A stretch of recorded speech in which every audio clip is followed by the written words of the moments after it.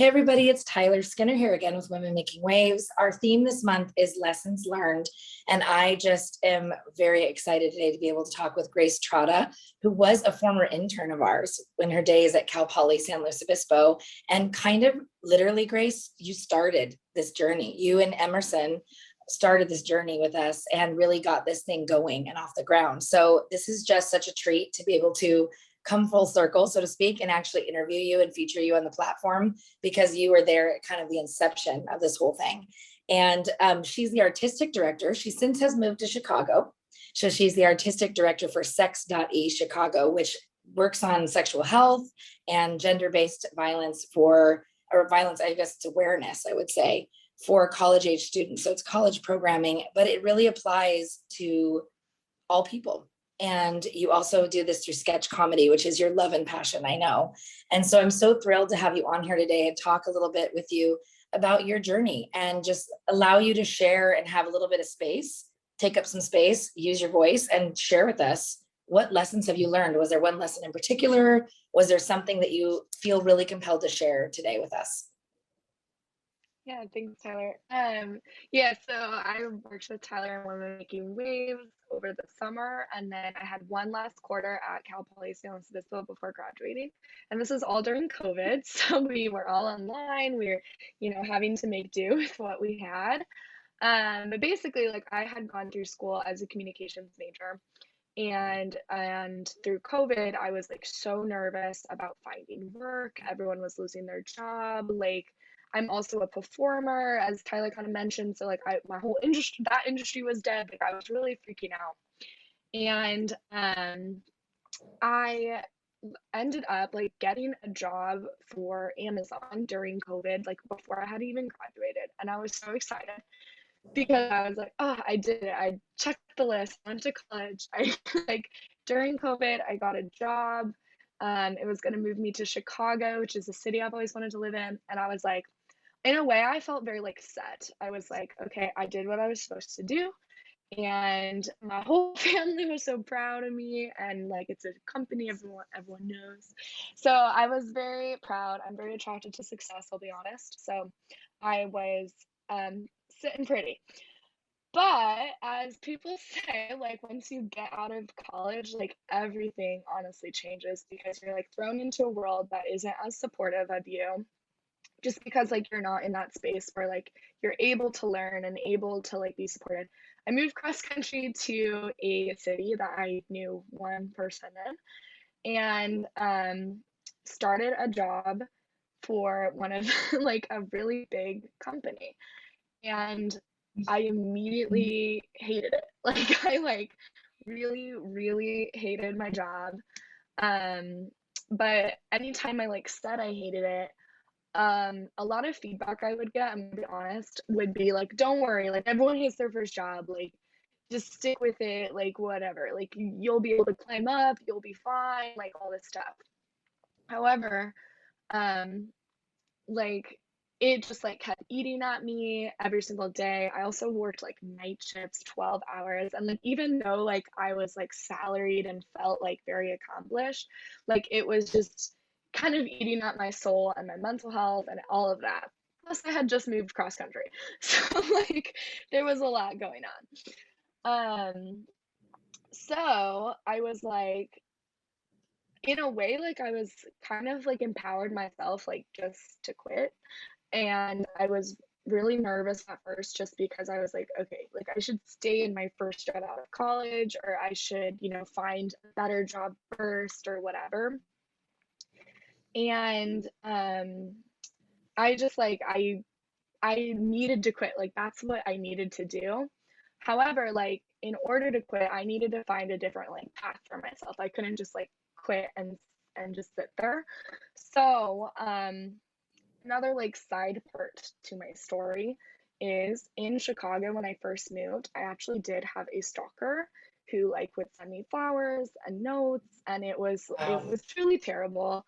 I have since moved and the stalker has stopped, but after seeking help for that and receiving like very negative feedback and like lack of education from, I'm gonna be honest, like the authorities and from people who should be more educated on that, I was like re-inspired to take a company that I had worked for in SLO and in LA that was actually started in SLO through the Cal Poly Hot House through Brianna Rodabaugh, which was called Sexy. And Sexy is, as Tyler mentioned, it's like it teaches gender-based violence education to college students through sketch comedy. And I had reached out to Brianna Rodabaugh and was like, hey, like I just went through this and like it just kind of like like inspired me to be educating people because people don't know how to handle situations like that. And I was like, can I bring this to Chicago? Like I asked. Like I'm gonna be honest, I literally asked. And they were like, and she was like, absolutely. Like I trust you with the company. And since then we've been working on it. We're actually casting next week for our two casts. Amazing. Um, but it was really cool because like something I learned like like I would say like through all these little stories, like the most thing I learned was like it's okay like to just like stop and like find and try to find something else that can work for you and like to have like strong boundaries on your life. Like for me, I learned like I'm a work medium, play medium kind of person. You know, some people are like work hard, play hard. I'm like work medium, play medium, where like I like to be very comfortable. So you know, if I stayed at Amazon, that would have been like a work hard, play hard. However, like it didn't work for my lifestyle. So I think like learning that like you kind of have to learn the way you roll in life to find the type of like job structure that works for you, I think is really important. So yeah, and like honestly too, like I had to take the risk too. Like I cut my paycheck in half. Like I'm Yeah. making half the Yeah. amount of money that I was making. However, like that was a sacrifice and risk that I wanted and was excited to take. So yeah. See, Grace, this is so fascinating. This is really why I wanted to highlight your story a little bit and you, because knowing you as I do, Yeah. you've always been pretty bold. You've been someone that knows, you know yourself really, really well.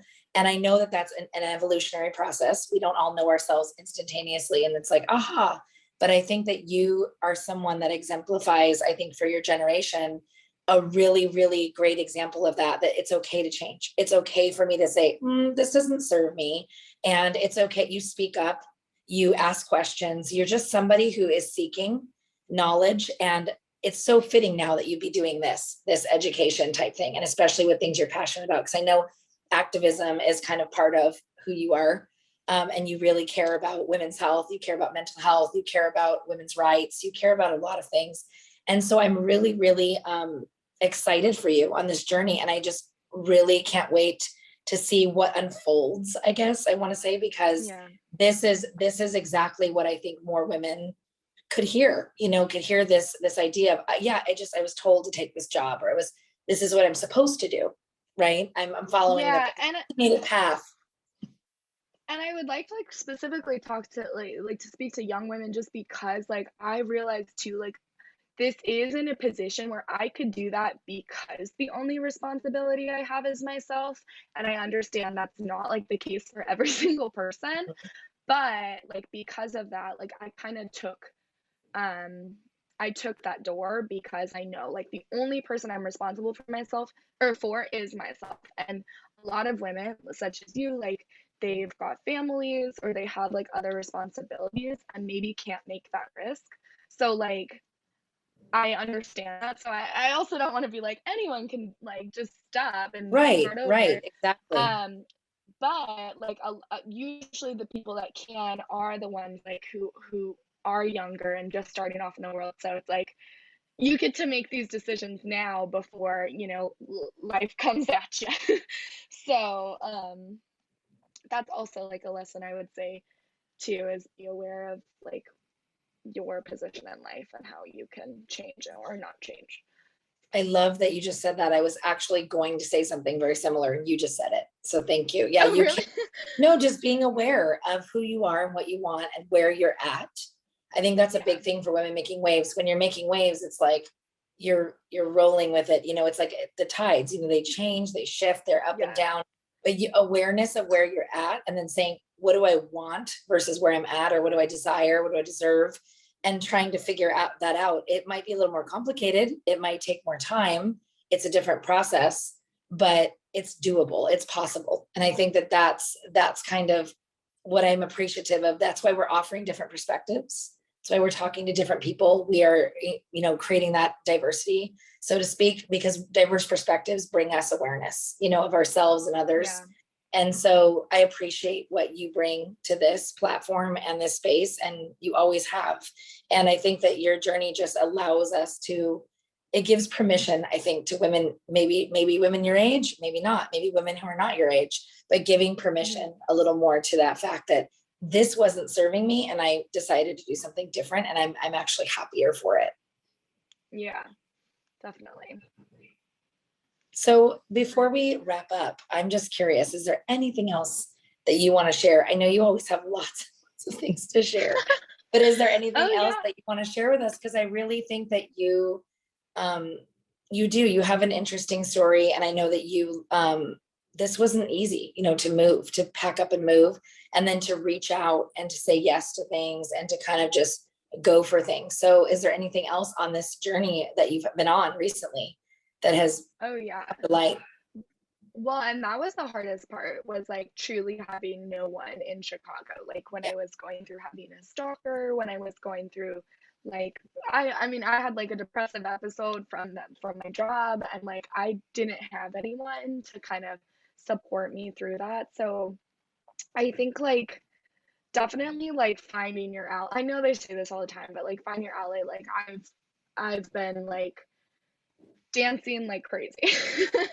So Yes. I'm also a performer, and I'm training for a dance competition right now, and I've been doing like more improv and all of that type of thing. And through those things, like, I had to low key like this like sign up and show up and do it, and I didn't know anyone. And I literally would ask people to be my friend. Like I literally was like, hey, do you want to be friends? I don't have friends.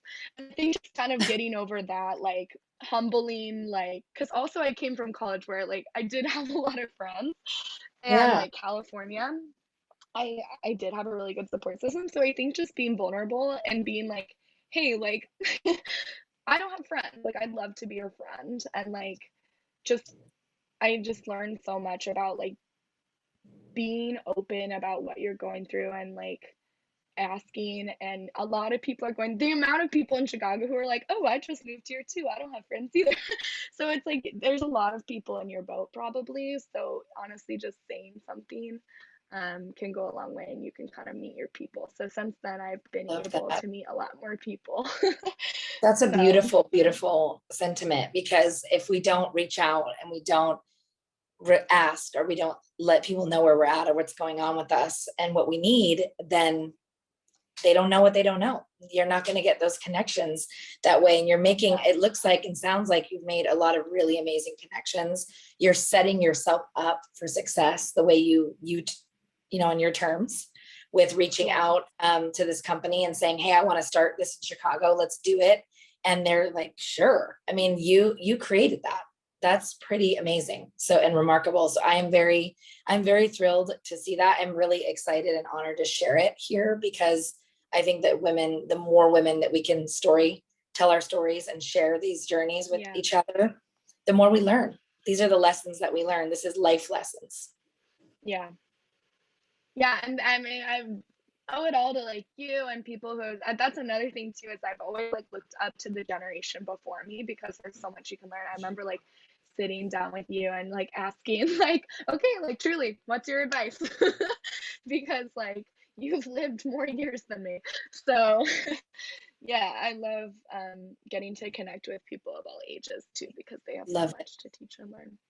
And you know, we will definitely be putting something out here with a multi-generational opportunity, because Yeah, that's something that's very important, I think. And I agree with you. I think the more we can ask other women, especially, or other people like of different generations, what they've learned, that's why these lessons are so important, these life lessons and these dialogues, because they have lived a long time. Not necessarily they know more than you, they just know different things. They've lived a different Yeah, experience. And so there's something in their wisdom or in their journey that might apply to your life, that might help you on your journey. And so it's like, oh, I totally. can take that and I can maybe use that for myself and help me along. Yeah, exactly. Well, I am just so excited. I take that very seriously, and thank you for saying that, because I'm just been honored to know you and to work with you and now see you thriving in a new city and doing you. It's Thank pretty you. awesome. Thank you. So keep that up. That's all I'm going to say. Thank you. And perfect. Well, you'll see everyone, you'll see more of Grace on our platform, because we don't, people come in and out of our lives. And especially when we're making waves, you're like part of the family, the community. You never leave. Like, it's really one of those things I've always said, that you'll touch and go. You'll be like out for a little bit doing your thing, and then you'll come back in and maybe do a program with us or training or talk, or we're all together. We're in this together. So I'm really excited about it, Grace. And let us know what is going on. Keep us updated on sex.e Chicago, because this is really, really exciting. We'd love to share it. Yeah, absolutely. And now anyone, if you're in Chicago, you know who to hit up. So You know who to talk to. yeah. So, Awesome. Thanks, Grace, so much. of course. Thank you, Tyler.